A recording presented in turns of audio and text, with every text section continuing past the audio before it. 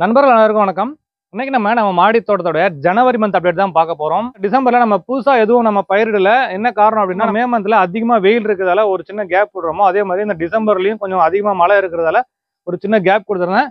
இப்போதைக்கு நம்ம மாடி தோட்டத்துல என்னென்ன செடிகள்லாம் இருக்கு, என்னென்ன காய்கறிகள்லாம் அறுவடைக்கு தயாரா இருக்கு, என்னென்ன தொட்டிகள்லாம் காலியா இருக்கு அப்படிங்கிறத ஓரளா ஒரு வீடியோ பார்த்துடலாம். அடுத்து வரக்கூடிய வீடியோக்கள்ல நம்ம தைப்பட்டத்துக்கு என்னென்ன காய்கறிகள்லாம் பயிரிட போறோம் அப்படிங்கிறத பத்தி விவரமா பார்க்கலாம். இதுதான் நம்ம மாடி தோட்டத்தோடைய ஓவர் வியூ. நீங்க ஏற்கனவே பார்த்துருப்பீங்க. இப்போ மாடி தோட்டத்துல நிறைய கொடி வகை காய்கறிகள் இருந்தது. இப்போ வந்து பாத்தீங்கன்னா எல்லா கொடியும் ஓரளவுக்கு எல்லாமே எடுத்துட்டேன். இப்போ வந்து பாத்தீங்கன்னா இந்த இடத்துல வெறும் மூக்குத்தி அவரை மட்டும் தான் இருக்கு. இந்த மூக்குத்தி அவரை கொஞ்ச நாளுக்கு முன்னாடி தலைக்கீழா ஒரு செடி முளைச்சிருக்குன்னு சொல்லி உங்களுக்கு வீடியோ பதிவு பண்ணியிருந்தேன். அந்த செடியை எடுத்து நம்ம வந்து பாத்தீங்கன்னா சரியா நடவு செஞ்சிருந்தோம். அந்த செடி தான் இப்போ பாத்தீங்கன்னா இங்க வளர்ந்து அழகா காய்க்க ஆரம்பிச்சிருக்கு. இந்த மூக்குத்தி அவரைக்கு என்னை பொறுத்த வரைக்கும் சீசன்லாம் கிடையாது. எல்லா சீசன்லயுமே காய்க்குது. மாத்தி மாத்தி வெவ்வேறு இடத்துல நான் நடவு செஞ்சு தான் இருக்கேன். இப்போ கூட பாத்தீங்கன்னா பாருங்க, இங்க சில விதைகள் விழுந்து முளைச்சிருக்கு பாருங்க. இது பாத்தீங்கன்னா இன்னும் ஒரு மாசம் 2 மாசத்துல அழகா வந்து காய்க்க ஆரம்பிச்சிடும். சம்மர்லயும் கூட நல்லாவே காய்க்குது. மற்ற காய்கறிகள் மாதிரி பூ உதிர்றது, பெஞ்சு உதிர்றது இந்த மாதிரி பிரச்சனை எல்லாம் இல்லை. வைக்கிற பூ எல்லாமே காயாகுது. பாக்குறதுக்கும் ரொம்ப அழகா இருக்கு. இன்னும் நம்ம தோட்டத்துல அந்த எண்ட்ல கூட ஒரு செடி இருக்கு, நான் உங்களுக்கு காமிக்கிறேன். இந்த கார்னர்ல வந்து பாத்தீங்கன்னா நம்ம ஏற்கனவே ஒரு பாகற்காய் செடி நடவு செஞ்சிருந்தோம், தானா முளைச்ச செடின்னு சொல்லிட்டு. அது எல்லாமே பாத்தீங்கன்னா வெள்ளப்பா இருக்கா, ரொம்ப அருமையாக அறுவடை கொடுத்தது. அறுவடை எல்லாம் முடிஞ்சதுக்கு அப்புறம் அந்த செடி வந்து வயசாயிருச்சுன்னு சொல்லி பறிச்சு எடுத்துட்டேன். ஆனா அது போகும்போது தனியா போல அதுக்கான ஒரு வாரிசை விட்டுட்டு போயிருக்கு. பாருங்க, இந்த இடத்துல ஒரு பாகற்காய் செடி தானா முளைச்சிருக்கு. என்னன்னா அந்த செடியில இருந்து பழுத்து விழுந்த பழத்துல இந்த மாதிரி முளைச்சிருக்கு. இந்த ஒரு செடி மட்டும் இல்ல, பாருங்க இந்த இடத்துல ஒரு செடி முளைச்சிருக்கு. அது மட்டும் இல்லாம இங்க ஒரு 2 செடி முளைச்சிருக்கு. பாருங்க, இங்க ஒரு செடி முளைச்சிருக்கு, இங்க ஒரு 2 செடி முளைச்சிருக்கு. இதுல பாத்தீங்கன்னா இந்த கோவக்காய் செடி, இது வந்து பாத்தீங்கன்னா ரொம்ப நாளாவே இருக்கு. இது உருளைக்கிழங்கு.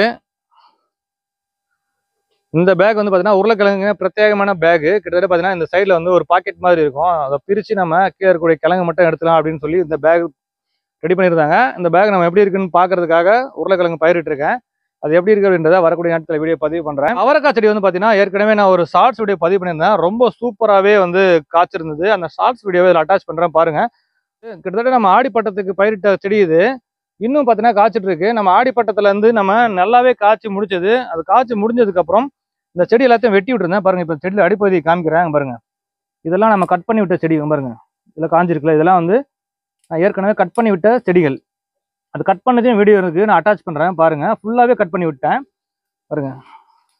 இந்த கட் பண்ண கிளைகள் மட்டும் காஞ்சிருச்சு. அந்த கட் பண்ண கிளைகள் போக மீதி இருக்கக்கூடிய பக்கத்துல இருந்து சின்ன சின்ன துளிர்கள் வந்து மறுபடியும் இது அடுத்த சீசனுக்கும் சூப்பராகவே காய்ச்சிட்டு இருக்கு.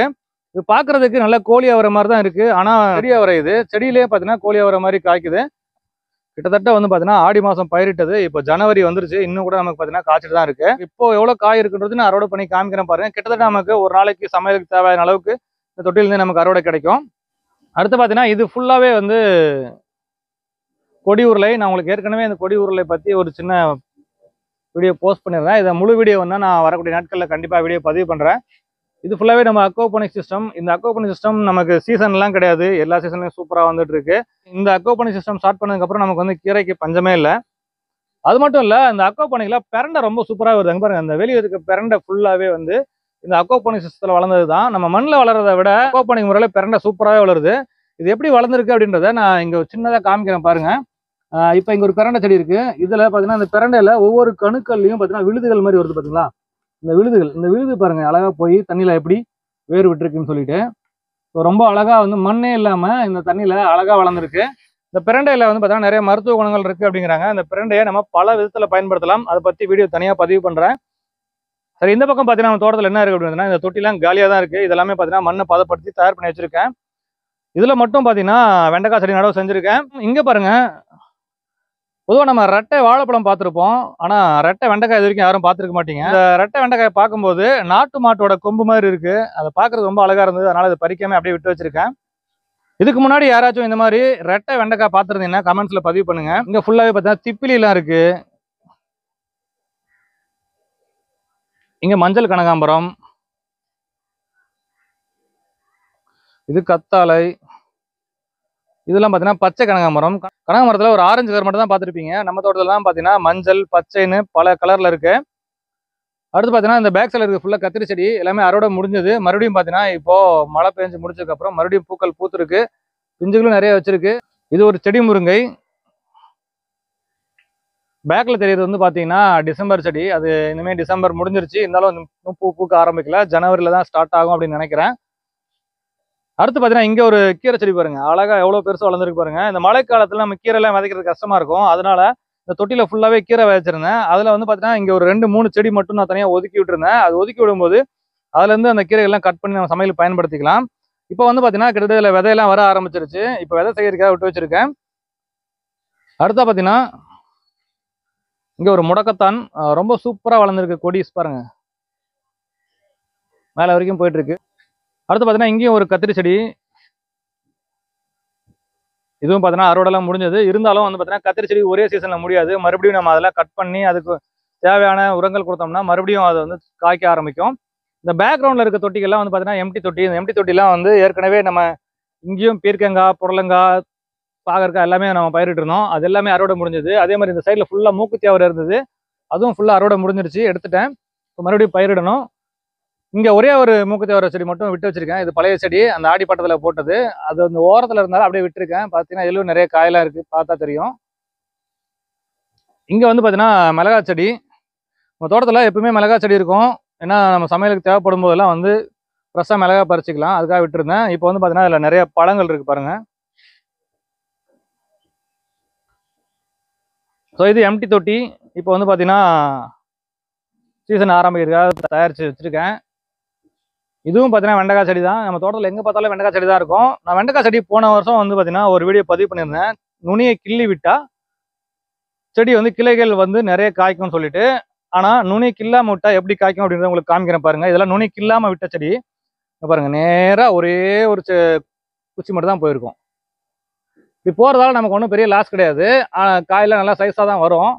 ஆனால் ஒவ்வொரு கணக்கு ஒரு காயின் கணக்கு போட்டால் கூட உங்களுக்கு பார்த்தீங்கன்னா இங்கேருந்து கணக்கு போட்டுங்க. 1 2 3 4 5 6 7 8 9 10 11 12 13 14 15 16 17 18 19 20 காய் தான் வந்திருக்கும் மொத்தமாகவே இந்த செடியில். அப்போது இதையே நம்ம சின்னதாக இருக்கும்போது நுனி கிள்ளி விட்டுருந்தோம்னா அது 2-3 கிளையாக உடையும். உதாரணத்துக்கு இந்த சிகப்பண்டையில் காமிக்கிறேன் பாருங்க. இப்போ பாருங்க, இங்க எல்லாமே பார்த்தீங்கன்னா இது நுனி கிள்ளி விட்டது. இங்க பாருங்க கிளைகள்லாம் உடஞ்சிருக்குங்களா. அதே மாதிரி இதில் பாருங்க 3 கிளை இருக்கு பாருங்க. 1 2 3 கிளை இருக்கா. இந்த மாதிரி நிறைய கிளைகள் இருக்கும். இந்த மாதிரி நம்ம நுனி கிள்ளி விட்டோம்னா அது எல்லாமே பார்த்தீங்கன்னா ஈவனாக தான் வளரும் பாருங்க. இப்போ நுனி கிள்ளி விட்டதுக்கு அப்புறமும் அந்த 2 கிளையும் மேலே வரைக்கும் போயிருக்கு பாருங்க. ஸோ இந்த மாதிரி ஈக்குவலாக போகும்போது உங்களுக்கு 2-3 கிளைகள் பிரியும் போது உங்களுக்கு வந்து பார்த்தீங்கன்னா ஒவ்வொரு கணலையும் ஒரு காய் கிடச்சிது அப்படின்னா நமக்கு அறுவடை வந்து பார்த்தீங்கன்னா அதிகமாக கிடைக்கும். ஸோ இதுக்காக தான் வந்து பார்த்தீங்கன்னா நம்ம ஏற்கனவே இந்த நுனி கிள்ளி விடுறதை பற்றி வீடியோ பதிவு பண்ணியிருந்தேன். இருந்தாலும் சிலர் வந்து பார்த்தீங்கன்னா நுனி கிள்ளி விட தேவையில்லைன்னு சொல்லியிருந்தாங்க. அதை வந்து உங்களுக்கு ப்ரூவ் பண்ணும் அப்படின்றதுக்காக தான் இந்த தொட்டியில் நுனி கிள்ளி விடாமே வளர்த்துருக்கேன். எல்லாமே பார்த்தீங்கன்னா சிங்கிளாக இருக்குது. இங்கே எல்லாமே பார்த்தீங்கன்னா நுனி கிள்ளி விட்டு வளர்த்துருக்கேன். இதெல்லாமே பார்த்தீங்கன்னா பாருங்க 2-3 கிளை இருக்குது. வெண்டைக்காய் நடவு செய்கிறீங்க அப்படின்னா கிட்டத்தட்ட அது பூ வைக்கிறதுக்கு முன்னாடியே நுனியை கிள்ளி விட்டுருங்க. அதுலேருந்து நிறைய கிளைகள் வர ஆரம்பிக்கும். அப்படி கிளைகள் வரும்போது உங்களுக்கு காய்களோட எண்ணிக்கையும் அதிகமாக கிடைக்கும். ஸோ நம்ம தோட்டத்தோடைய ஜனவரி மந்த் அப்டேட் எவ்வளோதாங்க. நம்ம ஜனவரி மாதத்தில் இன்னும் என்னென்ன செடிகள்லாம் பயிரிட போகிறேன் அப்படின்றத பற்றி வரக்கூடிய வீடியோக்களில் பதிவு பண்ணுறேன். நன்றி, வணக்கம்.